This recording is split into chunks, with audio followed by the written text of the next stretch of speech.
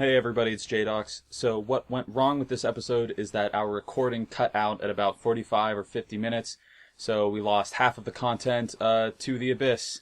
And it's a bummer because we were on a huge roll, so imagine how outraged I was. Anyway, here's the episode.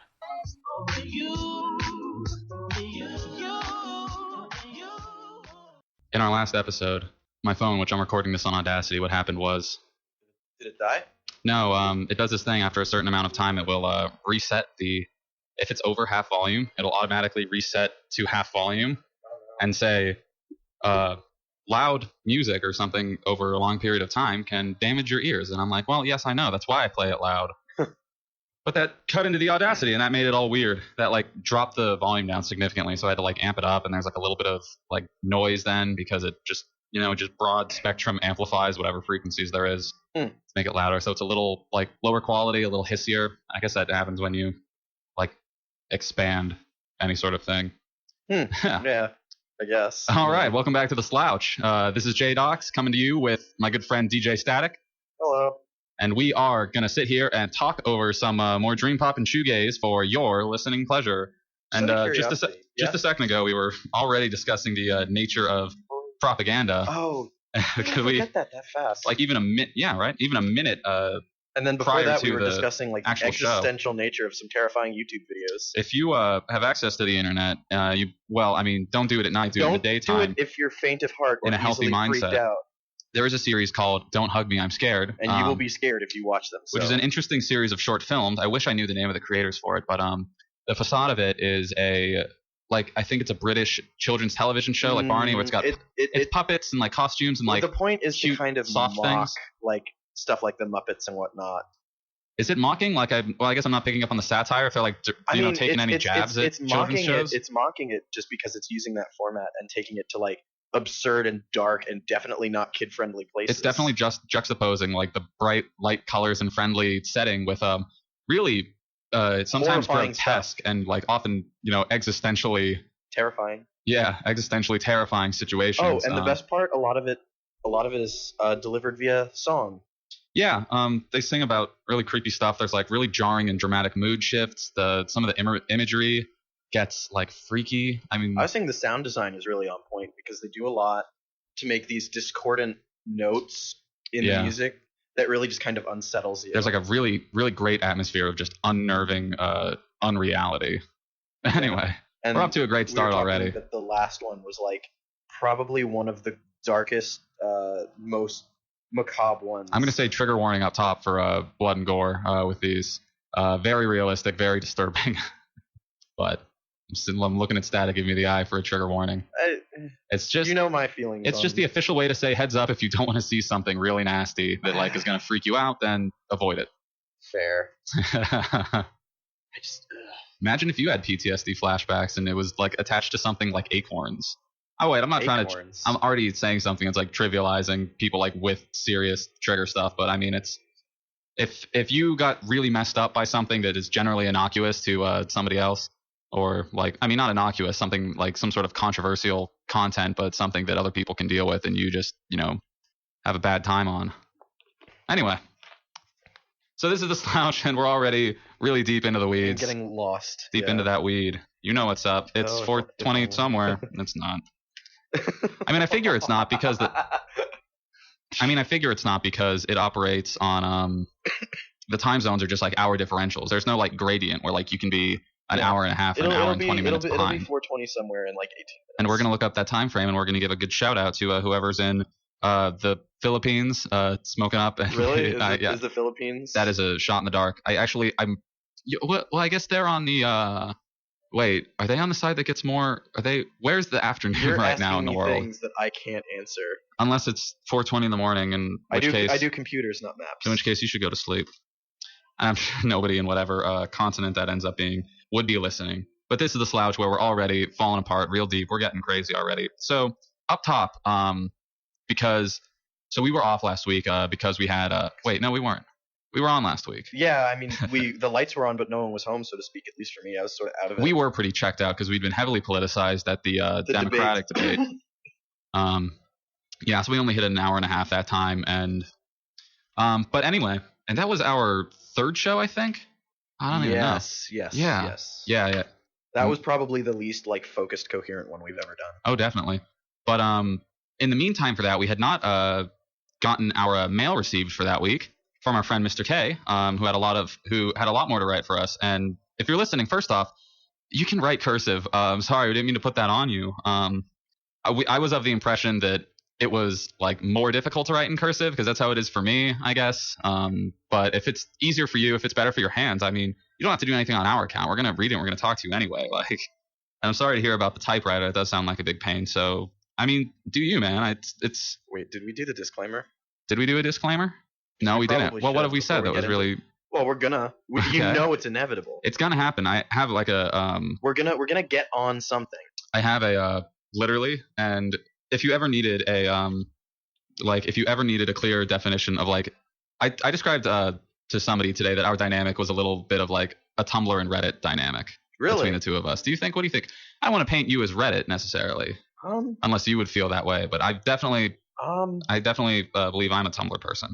I guess. I mean, I don't spend enough time on any of those, I suppose. Yeah, and I'm kind of all around a bunch of different places. Anyway, I don't know. I just reached a point, I think literally early on last year, where I just kind of removed myself from a lot of the internet. It was just too much, too easy to get lost in this or that. Yeah. Sensory overload, et cetera, et cetera.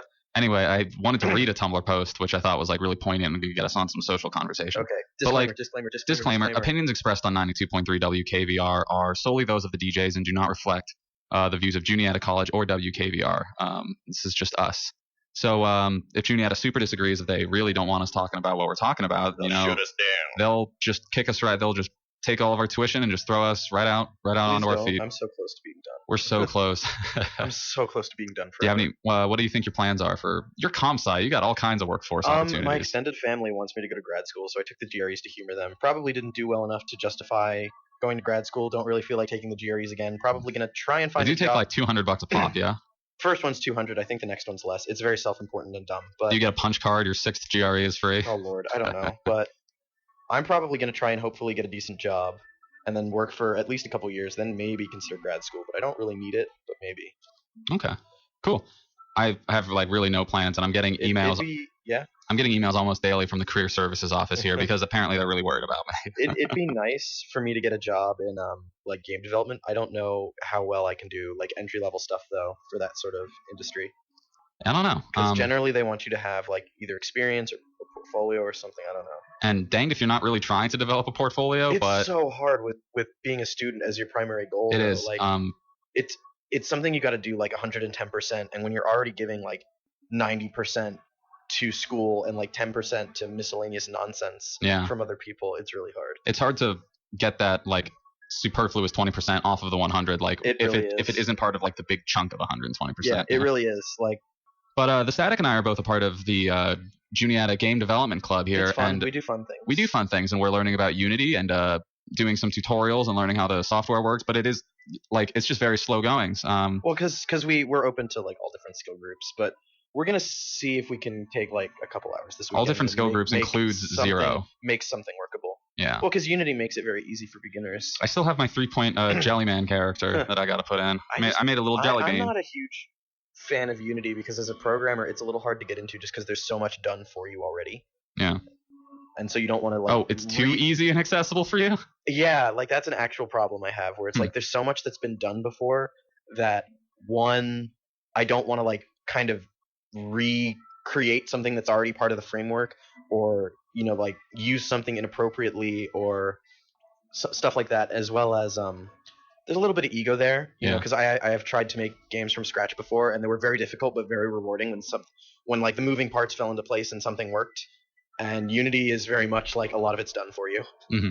If I get off for a second and I leave DJ Static hanging, that is because I am setting the timer on a camera directly behind me because I have a photography assignment due tomorrow, and this is I guess what I'm doing it on. Yeah, because I'm a narcissist and I will make any pictures about for these projects about me as I can. I was taking some in the other room earlier when I was playing some video games, and now I'm doing it in here because it's just all got to be self-portraits. Metal Gear Rising: Revengeance. It is balls to the wall, like immediately. You're like running up a robot, you're cutting the robot into pieces. You like it. It's amazing. I mean, in the opening area, I spent like 5 minutes. If I could gift you a game similar to it on Steam, would you be interested? I might not be able to play it. My computer's very weak when it comes to video games. Because the newest Humble Bundle looks pretty good, except I already own Let's bring it up. I already own DMC and something else. Ultimate Street Fighter as well. The My Chemical Romance Devil May Cry reboot with Mr. Angry Cussin' Man. Yeah. Skrillex did the soundtrack for that, really? right? Or it was either Skrillex or it was Noisia. I have no idea. Actually, I think it was Noisia because I love Noisia. I can't tell you. I don't know. I don't know. Once you get past the you can't see it, but I'm making air quotes, like edgy like reboot and the edgier art style and story. Yeah. It's a really solid game, and the story's decent. I mean, it's definitely like My Chemical Romance, middle school, like dark, tough kind of stuff. I call the art style "Mom, you just don't get it." Yeah, I actually did play that. I played all through this rebooted Devil May Cry. Yeah. Did you like it? I actually did. I mean, the edge doesn't get to me like that. I mean, no, like I said, once you look past the story, it's a pretty solid game. Yeah, you just have to look past the story. And the fact that it's a redesign on a very beloved franchise. And everyone freaked out about he doesn't have white hair anymore, and he looks more like Gerard Way or whatever. This goes to stuff like we were talking about, way a while ago. Like, people just don't like change. It's such a minuscule thing. There was a bit though, because they changed his iconic long white hair to scruffy short black hair. But there was a bit in the game though where I remember this: a moth leans over and falls on him, and it covers fake long white hair. Just as he happens to look at himself in the mirror, and he smirks. He's like, "No way, I'd never have hair like that." Did you beat the game by any chance? Oh yeah, and you have that crazy fight against your demon brother. Yeah. Oh, does it? Yeah. Oh well, I guess that explains it. Yeah. But no, I've only played that one and Devil May Cry 4 with where you play as Nero. Yeah.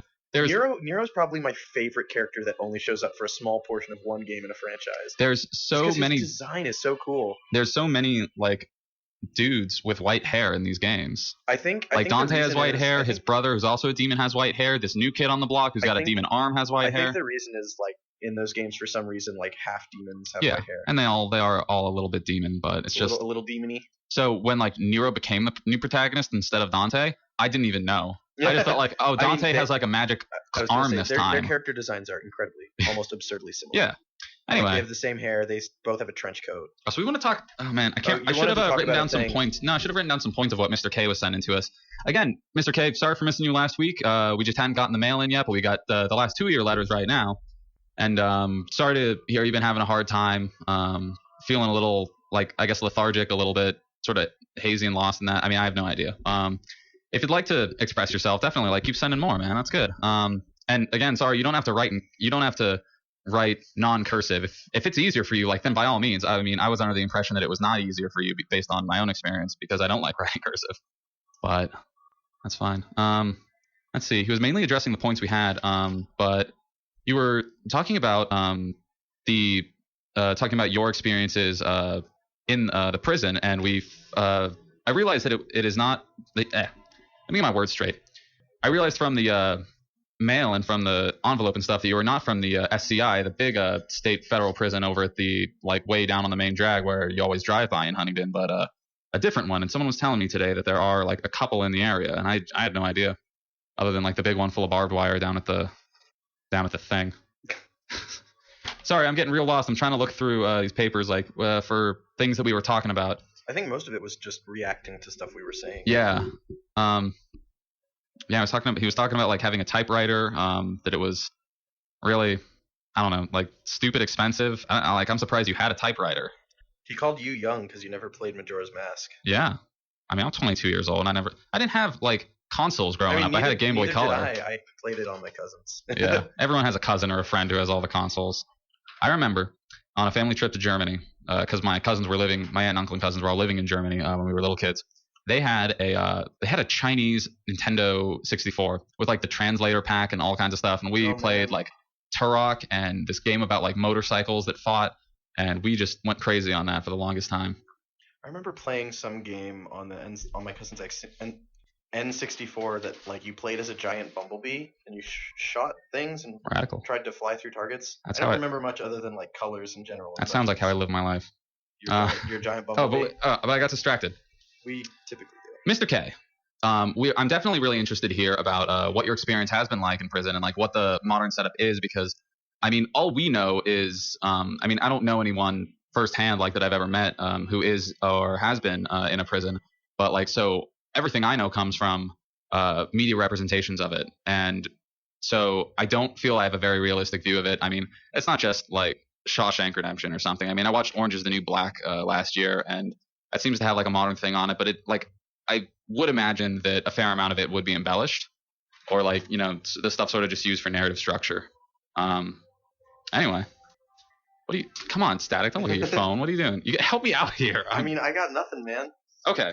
You were gonna read something. I was. Kick us off on some topical things. Before I hit that, though, there was a piece in the news recently. I'm sure you've seen it. That there is a lot of pushback coming from certain people about the new Star Wars movie and about its representation. It was. Yeah, so it's dumb. it's if It's you haven't really, heard, really it's dumb. because this new Star Wars movie is coming out, Supposedly and the anti-white. male lead is a man of color, He's black. and he is the new Jedi, blue lightsaber, like the only, you know, real Jedi we've seen so far. And the lead Wait, female, the lead female Jedi as well, or does she just have a lightsaber? I think she's had guns and stuff. She might I mean, be Luke the had a new gun at blaster one lady, point. huh? Luke had a gun at one point. I'm Well, pretty sure she's got a lightsaber. I could be wrong. Time will tell. I mean, I haven't seen it in any I'm just promotional like stuff. seeing all the trailers and getting like cautiously excited. Where Yeah. I'm like, please be better than the prequels. Please be better than the prequels. Please I'm- be better than the Look, I'm prequels. positive it is, and we'll dig into this in a second. But the show that was on us previously a couple hours ago, Hell Hour, they were talking about this topic, and I think they were referring to the lead female, the actress in any case, is a Latino woman, and Really? so I there's did not that. know that. So there's that and that, and I mean that's you know, for Star Wars that has not had a good record for different ethnic representation. It is, you know, it's really refreshing. I like it. I'm trying to think. Got 2 black guys. I mean, if you're gonna Total. count, I mean, like really quotas in movies, like that's silly. You don't need to count. they've got Star Wars has like long gotten criticism for like being all white guys. I mean, people will criticize everything about being all white guys. I don't think that really is a ground to stand on. That But- being said, I have nothing against diverse characters. I just think people complaining about, oh, too many white people is a little silly and honestly kind of small-minded. I mean, Just in the sense that, like, does it really matter? it you know me, it does I know matter. you think it matters. Um, I don't. But it so we've talked about this sort of thing and about representation a lot, but and we've talked about like, I mean, you don't think like it shouldn't be arbitrarily assigned like representation for its own sake. Well, no, I don't think it should be made such a big deal, if that makes any sense. I think, personally, where I think a lot of people go wrong is whether the creators make a big deal of it or not, which is its own issue.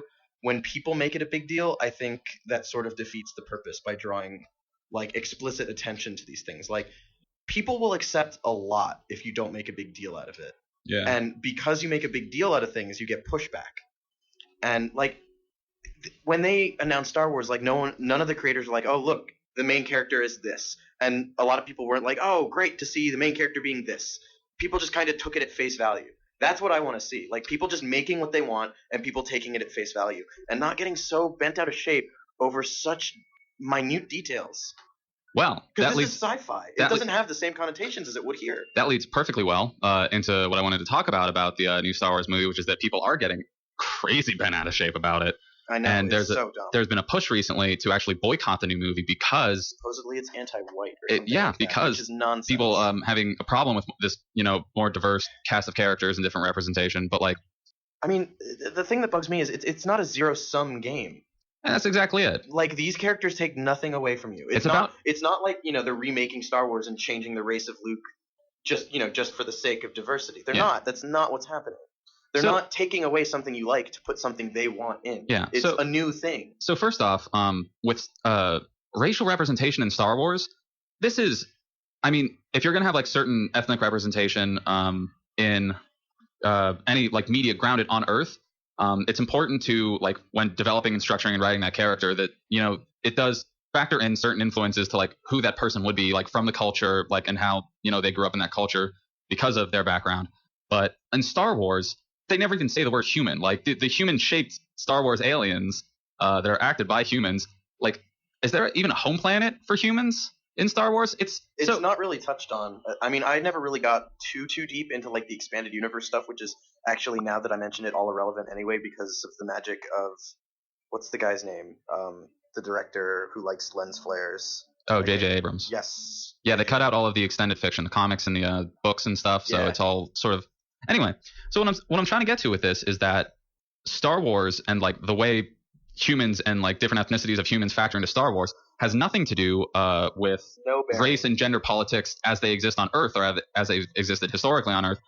It like that stuff hypothetically like doesn't matter at all. So in the Star Wars universe, I would say like what gender or ethnicity a person is, because they don't necessarily have race or gender politics the way we do on Earth, it's almost entirely arbitrary. Any character can be anything, and it doesn't it doesn't mean anything one way or another, which I think really cool, because you can have any character be really arbitrarily any type of person without like any like real I don't know what I'm trying to say. Purely casting like practical perspective as well.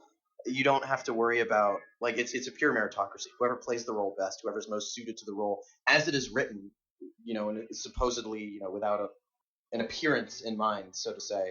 Yeah. You get the actor who's best. Which is exactly, and unfortunately for like in real life, Hollywood casting is not unfortunately so meritocratic. For all we know, it wasn't that way with this movie either. I mean, it's certainly, it could be argued that it has been better in that way because we have a diverse cast. As an aside, the anime Death Note. Mm-hmm. Yeah. Yep. There was a thing recently because they are casting a live-action Death Note movie. Oh no. Well, they certainly are. They're making a movie about it, and this is a Japanese anime series. It takes place in Japan. Everyone in the show is Japanese, and for this casting, they did not allow East Asian actors to try out for the role of the protagonist, Light Yagami. Why? Why do you think? That sounds only dumb. white guys. No, that's dumb. That can't be. Exactly. What was the reasoning? The marketability is it always comes down to that they always want a white protagonist because that's going to sell, because they don't want to like it's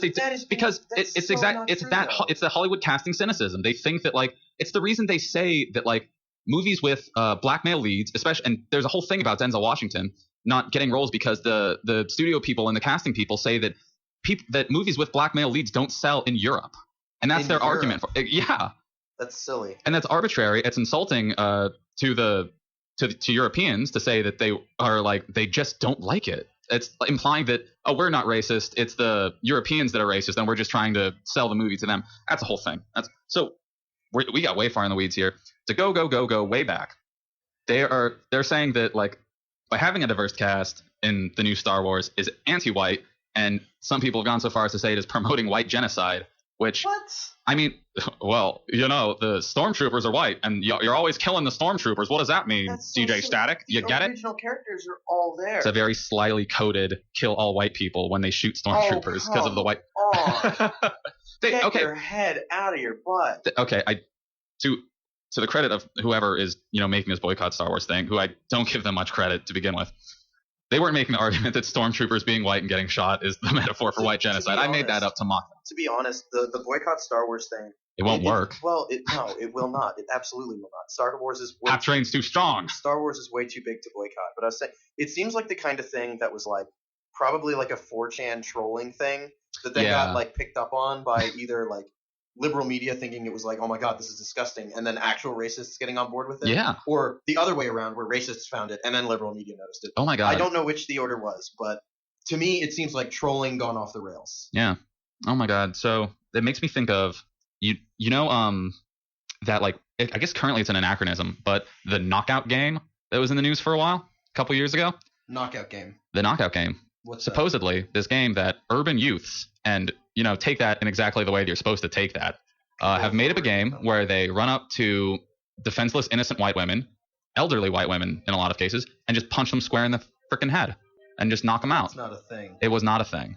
There was like one story of that maybe happening, and the media just took it and they're like, this is the new sensational thing that's sweeping across the young black men of the country, and they're assaulting everybody. It's crazy. And you can imagine the sort of narrative that's promoting in the culture. Our media cycle is like this gross, like, I don't know, it's like a parasite feeding on a decaying corpse. Because that's selling. Because it needs a new outrageous thing like every 24-hour cycle, or else they lose ratings. Yeah. Like, it's just absurd. It's a fear-generating thing, especially if it generates like the racist narrative that people are going to latch onto and then watch about that and get afraid of young black men and then like react violently when they see them in the real world, and that's how we have like severe problems with violence in this country.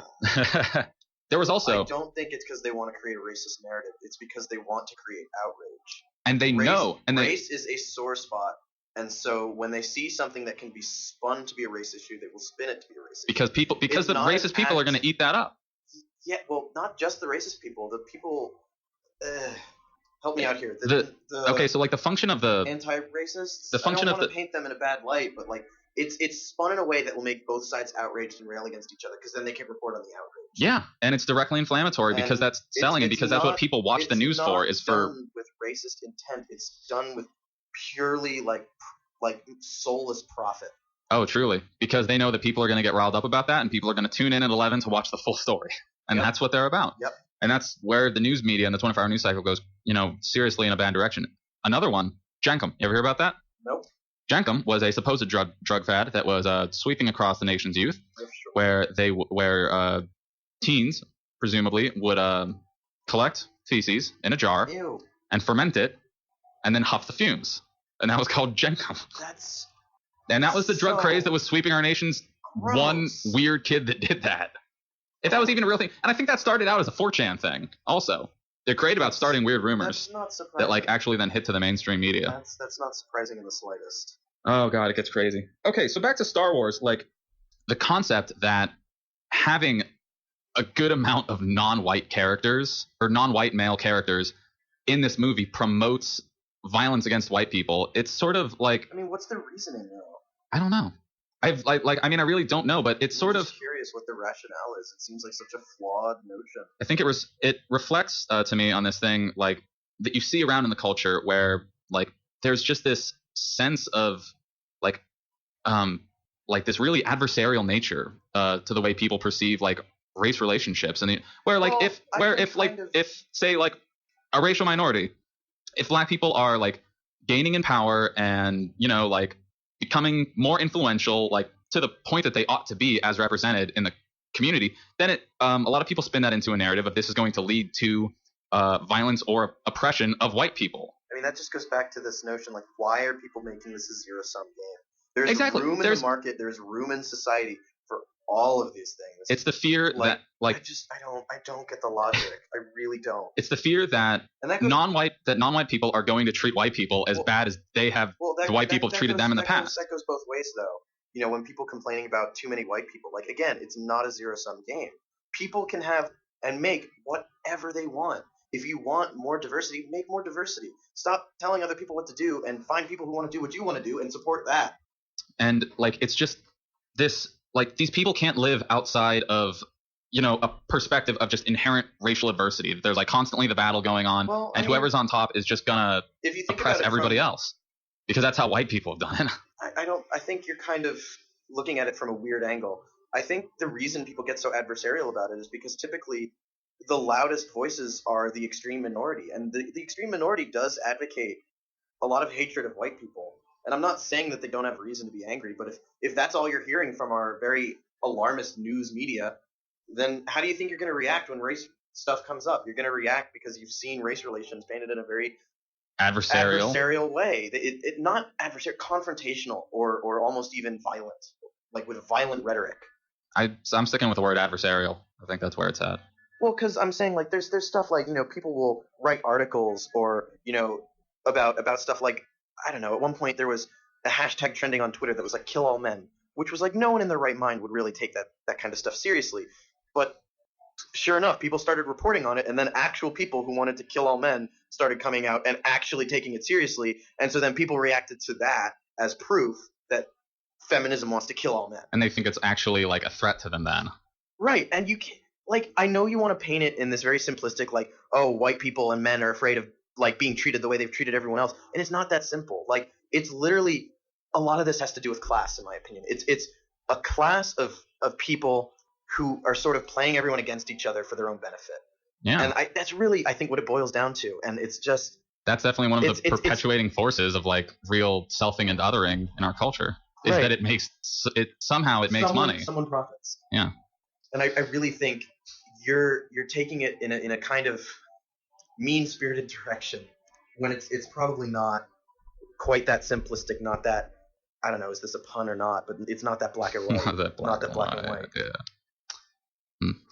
So Star Wars talk. Okay, we want to. You had a post you wanted to read. I mean, we're only half an hour in. Like, I think this and Star Wars was my big socio-political thing. Otherwise, we can just talk about whatever. We can just talk about Star Wars because my hype train is so strong. I'm still curious about what your post was. Okay. Just give me a hint. It's about understanding and listening to and respecting the experiences of oppressed groups as they're presented to you, which is a thing I've seen in a lot of cases. The sort of cultural ruling class as tend to be like white or male or cisgendered or such or straight and such. That's a very and such. Eurocentric view, but yes. I mean, that's the power dynamic in the U.S. But like people are really reluctant to like acknowledge and legitimize and take seriously the experiences of oppressed groups. So let me bring it up real quick. It probably boils down to people being set against each other by this narrative that's been spun, for profit. I really think that's a lot of what it has to do with. Let's see. Not so much like inherently racist. Oh, and this relates to I think the way we refer to microaggressions and stuff like that. So did I go on my tirade about how I hate the term microaggressions on air? I'm sure we've talked about it a couple times. I know we've talked about it. I just don't remember if it was on air or not. Okay, so let me read this. Okay. The anti-social justice narrative. Oh, this is from user Ask an MRA Anything, and that refers to Ask a Men's Rights Activist Anything. Ask an MRA Anything. And I think that this is actually a parody blog. This is meant to make fun of men's rights activists. I did not know that was a thing until like a year ago. Yeah, it's like very adversarially counter-feminist is the men's rights activist. If you give me a moment before we get into this, yeah, I have a bone to pick with the whole MRA/internet manosphere thing because I did some digging on that a while back, and they have some legitimate grievances, but they get too lost in this notion that feminism is some sort of evil empire set out to like destroy all men forever type thing. Like they're too focused on blaming feminism and painting feminism as evil to really, make themselves legitimate to make people respect their ideas, in my opinion. And that's not to say feminism is perfect. I certainly have my problems with that movement. I've talked about that with you. I don't know if I should say what I said to you on air just because I think the handful of people listening would get very, very angry and maybe never want to speak to me again. But okay, then don't get too caustic on the air. Okay, so and this was reblogged through a blog I follow called Reverse Racism, which has a lot of really interesting social stuff. That's I know, and it's meant to be like it's meant to racism. It's meant to it goes every elicit which way. Anyway. The anti-social justice narrative of pretending that marginalized people will call the most ridiculous things oppression is firmly rooted in the idea that these marginalized people are illogical and should be silenced. It's rooted in the idea that marginalized people are constantly exaggerating, that they are unable to adequately assess their own life experience, or that they are far too sensitive. And anti-social justice folks don't see this as a problem. They don't even want to entertain the fact that the marginalized people may be right, that they have a point, that they may be, or that the anti-social justice folks might be doing something wrong. They don't want to even consider the possibility that maybe, just maybe, marginalized people may be experts on their own marginalization and oppression, that maybe they know more than the other folks do about their own lives, because then they have to examine the way that they treat marginalized people and actually pretend to be decent people for once in their lives. And it turns into the insult then. But it got some interesting ideas flown in my brain, especially, you sort of think about the YouTube videos one might see about like, this is a social experiment. I'm going to like wear a fat suit or wear a niqab or some other veiling and see how people react. And of course you then get like, people muttering under their breath or like how heavily insulting someone. Videos? It doesn't matter. The core idea of the video is I, a white person, pretended to be, say, like a Middle Eastern person to see how I get treated in society. And a lot of these women come out of that and they're really emotionally distraught because they see Middle Eastern women get treated very poorly in American culture. But why do we the question is asked, why did you have to really go out of your way to experience it firsthand rather than listen and believe of the women's experiences of getting that sort of really negative treatment? Why because it's not a new idea that from this video that Muslim women get treated poorly in American culture, but nobody's listening when they say it, when they're describing their own experiences and oppression. Because I think and honestly, I don't want to point the finger, but you've done it a little bit too, because a lot of times when people bring this stuff up, they make it an us versus them or a these people versus these people issue. When these are human issues, we're all human beings, and of course we're going to have different experiences for a whole slew of reasons, ranging from something as innocuous as how tall you are, or how much money your parents, or something as non-innocuous but changeable as how much your parents make or left you, to something as unchangeable as like your height or your race. And these are not us versus them issues. These are issues. These are human issues. And I think nobody really wants to look at it that way because, like I said, there's profit to be made on setting people against each other. There's power to be gained by setting people against each other.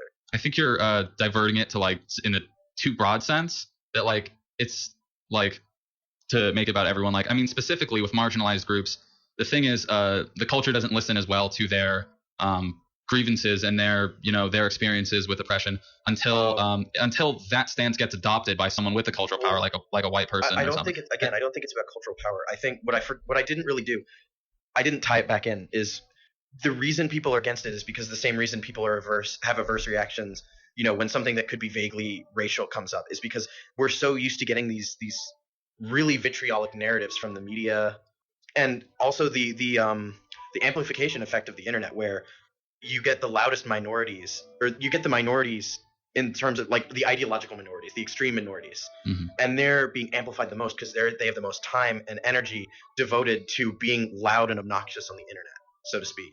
Whereas the more reasonable people are not, generally.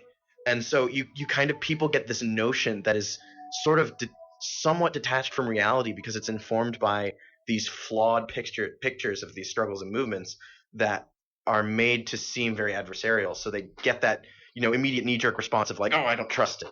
And I'm still not articulating it very well, but you seem to be nodding and understanding a little bit. I'm not following super well. No, I'm wrong then.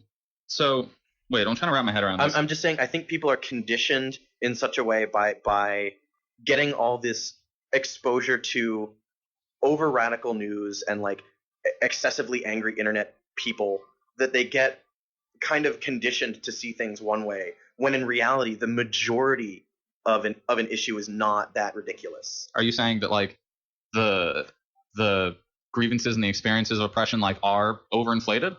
No, but like when people think of, like, think about it, how a lot of people think of Tumblr as like hypersensitive, like social justice warriors, emphasis on the warriors because I think that matters. But when in reality, like, those are a small, ridiculous minority of the social justice movement, yes? Yeah. Well, they're being amplified, and there's money to be made on reporting on people with that ridiculous behavior because it makes people angry. So what is the ridiculous behavior, though, that you're like applying to what I'm talking about I'm saying is people are conditioned to take that narrative.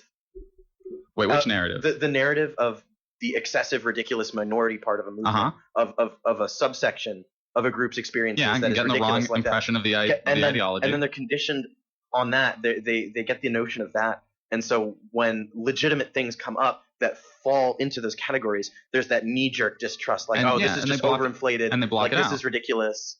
And I think that's where it comes from. Do you kind of see what I'm saying? I mean, I'm are you not talking about articulating it well at all. Reaction against the social justice stuff like applies to the sort of erasure of marginalized groups trying to talk about their experiences? I think so, actually. That there's these. I don't doubt it, but like these excessive conditioning, like, of outrage culture, I think creates a resistance to genuine stories, I think. And what I'm trying to say about this is that people without the cultural power, like Muslim or Middle Eastern women, are not like as vocal as they can be about it. It's just not heard and it's not received with as much like validity as when that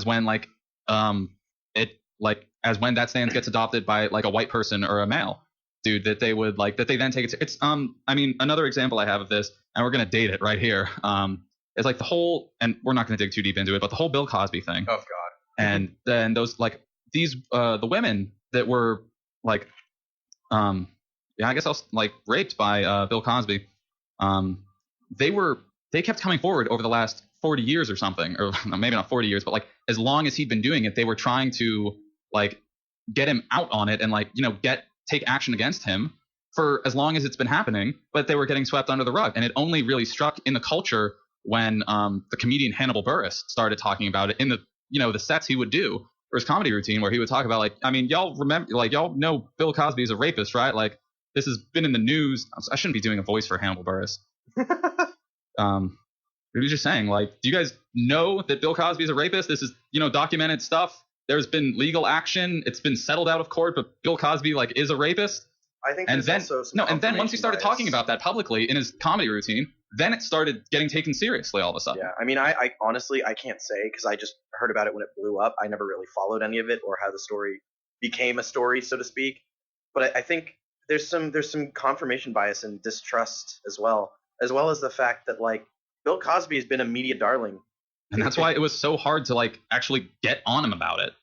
I mean, like, that's one of the things because like how are they swept under the rug? Was it I don't know enough about like the story. News outlets wouldn't give them the time of day, or was Bill Cosby exerting like financial pressure somehow? It's sort of he has that cultural clout, that he is the darling, that he's got cultural power, and it is hard to propagate a narrative like the true narrative that he was a rapist. It was hard to like really get that spread out. Like a lot of people didn't believe it. A lot of news media didn't want to report on it because they didn't want to, be the media outlet that takes down Bill Cosby, the media darling. A lot of things you'll hear though as well when something like this happens to a celebrity and like a whole bunch of people are involved and like one person comes forward and suddenly gets hurt and then a bunch of other people do.